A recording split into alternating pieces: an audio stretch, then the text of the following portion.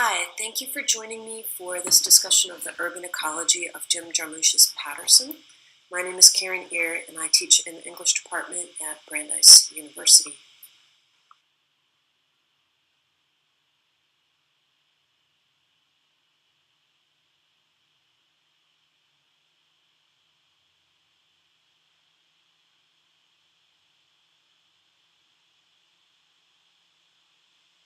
The thesis that I'm going to explore today is that this 2016 film updates modernist and postmodernist treatments of urban ecology in film. I describe the visual and narrative style that Jarmusch develops as eco-stoicism.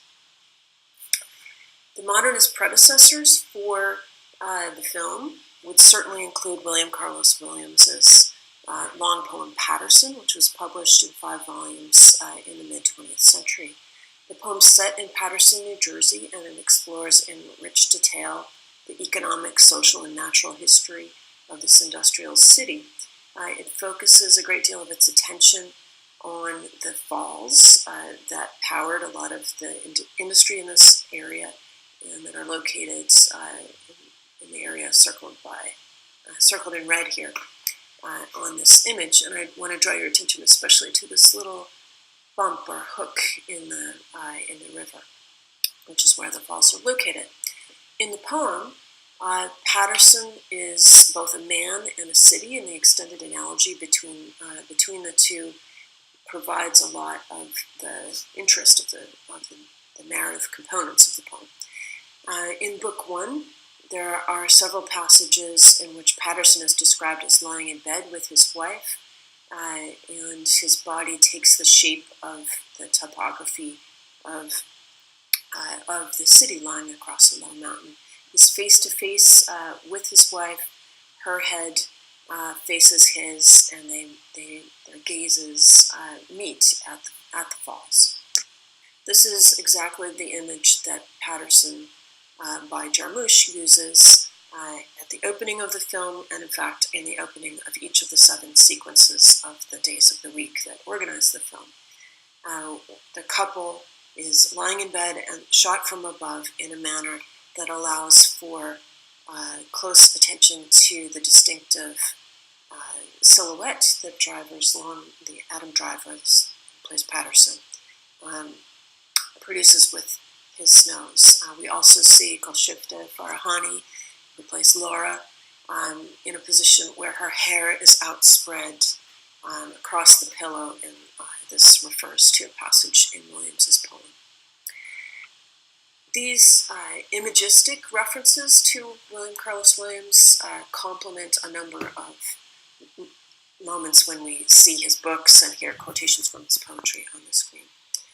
A number of reviewers have found these references to the mid-century aesthetics to be so overpowering that they feel the whole film starts to reek of nostalgia for the social relations of that moment.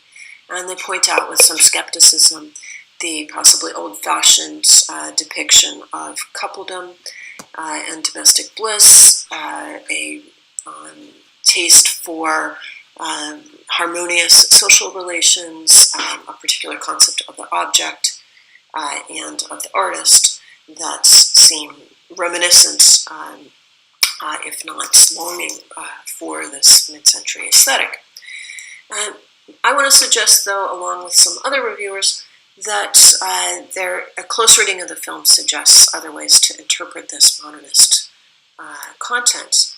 I want to draw your attention in particular to a moment in the film that takes place in the barroom depicted here when Paterson responds to the threat of violence. He leaps, as apparently instinctively, into action and prevents the violence from occurring. He's then flustered and inarticulate, unable to explain what happened, even though he's being praised for being a hero.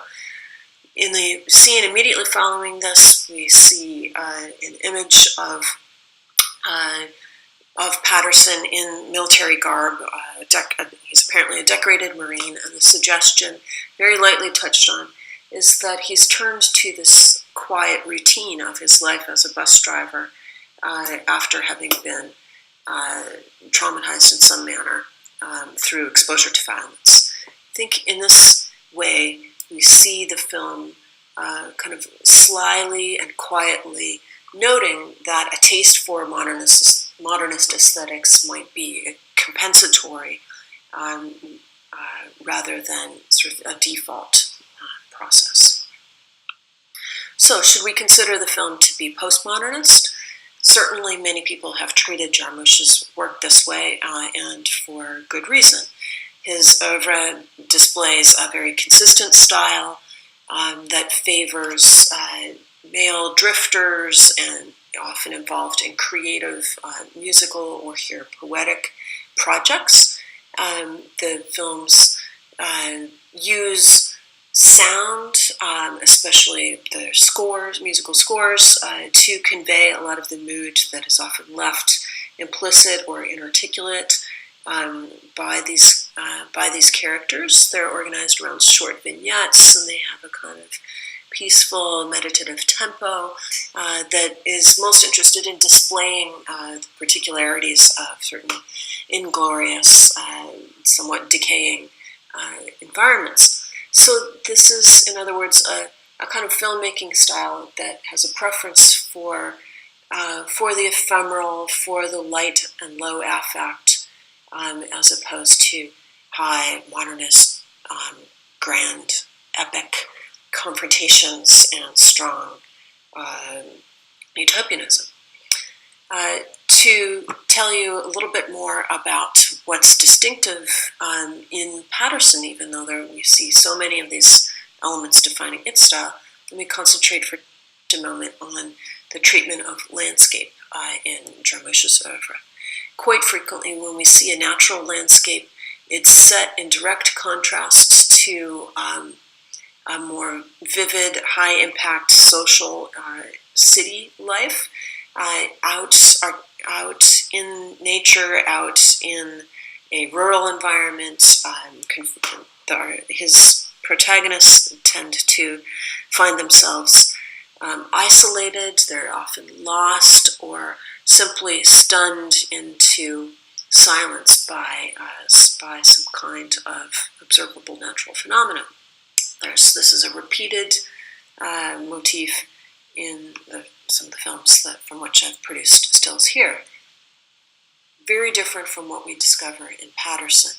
By contrast to Jarmusch's other films, this is a very lush, even verdant film. Our character goes for moments of contemplation to the park where the falls are, sits on a green bench surrounded by grass with elegantly waterfalling greenery behind him as well.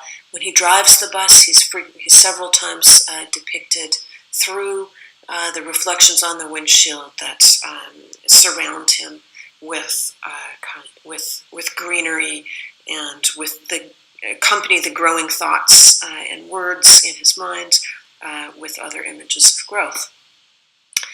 His home, his workplace, and his routines are all punctuated by greenery that adds little bits of motion, color, texture to a very kind of dimly patterned environment.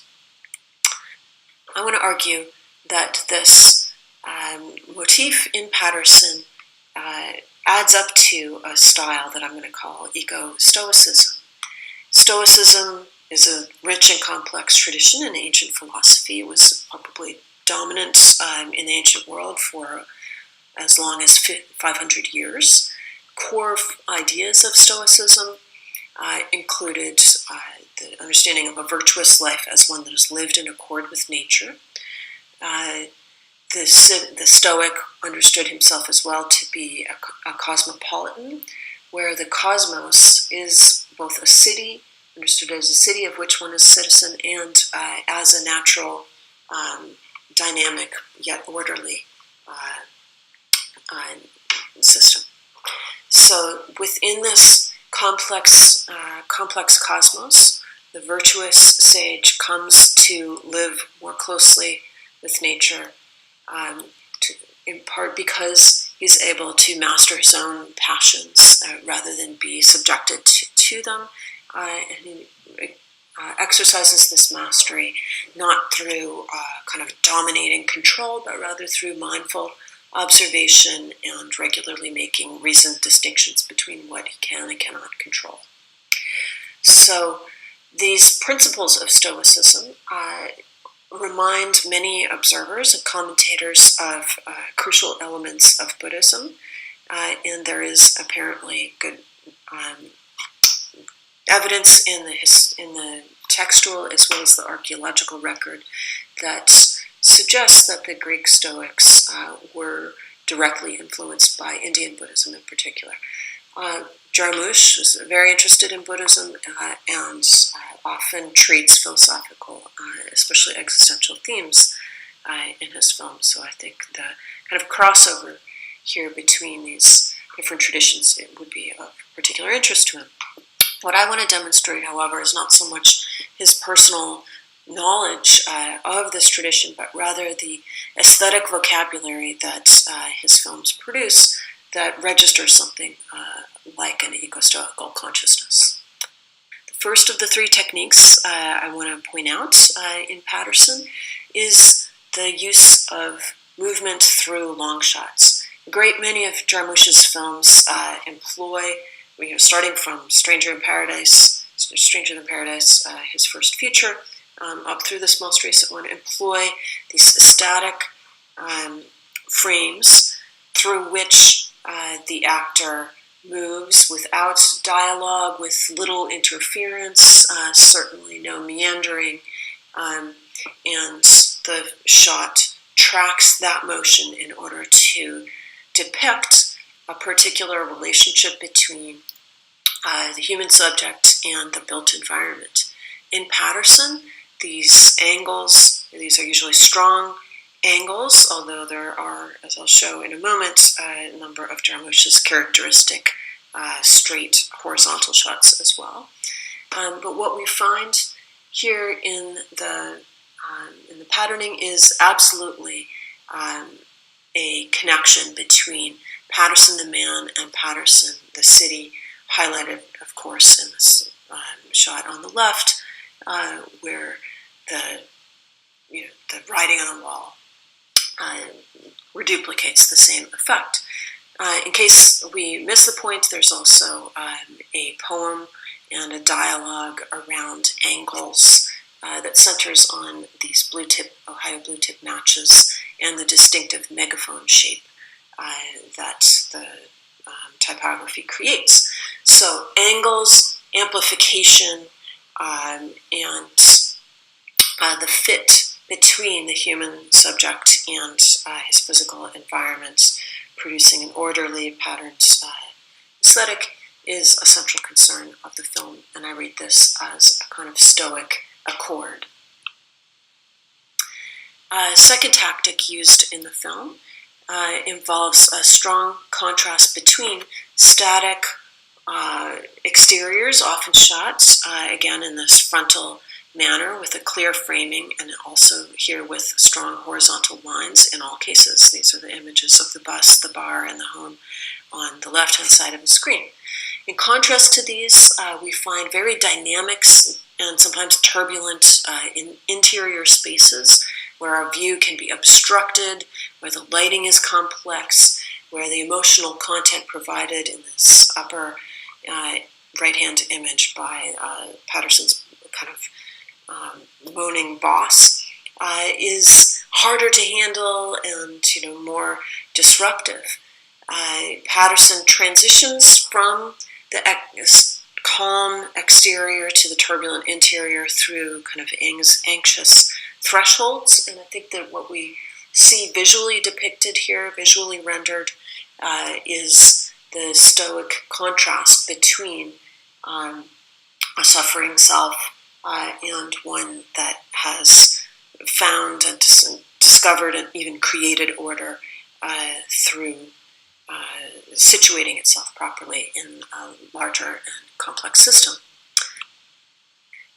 This situates the film in relation to its core concern, or its kind of core tension or conflict, which is the relationship or twinning between Paterson the man and Marvin the dog. They have a tug of war. They're rivals for Laura's affection, and Paterson's creative work as a poet and a writer is paired with Marvin's destructive work, in particular, very late in the film when Marvin tears up the secret notebook full of poems in an apparent act of vengeance.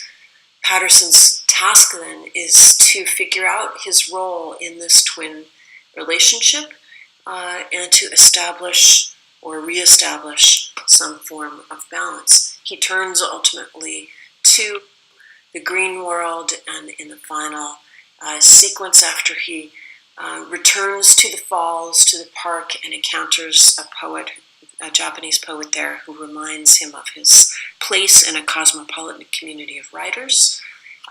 He walks back to his home through this chest-high pepperweed and tree of heaven and recovers his capacity for writing.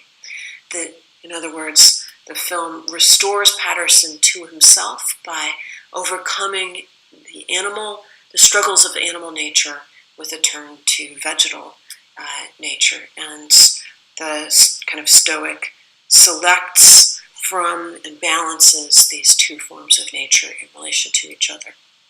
The result of this project in Paterson, I conclude, is that we discover an ethical stance unfolding, one that offers us a contemporary alternative to modernist conflict and nostalgia narratives and postmodernist ironies. This eco-stoical stance emphasizes creativity, survival, and even thriving in a nature that has been damaged by, but nonetheless coexists with, its post-industrial environment. Thank you very much.